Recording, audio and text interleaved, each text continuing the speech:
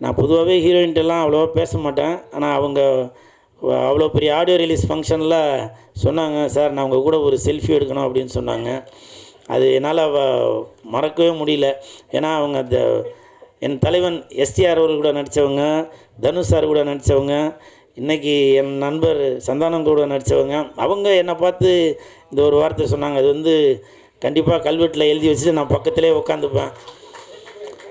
இன்றைக்கி அவ்வளோ அழகாக கருப்பு ட்ரெஸ்ஸில் வந்திருக்காங்க, பிளாக் ரோஸ். உங்களுக்கு என் மனமார்ந்த வாழ்த்துக்கள், நன்றி.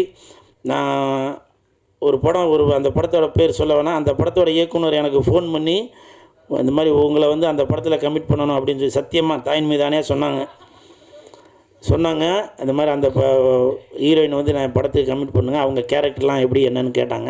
அப்போ நான் சொன்னேன், இந்த மாதிரி அவங்களோட காம்பினேஷனில் நான் நடிக்கல, ஆனால் ஷூட்டிங் ஸ்பாட்டில் பார்ப்பேன், எப்போவுமே அவங்க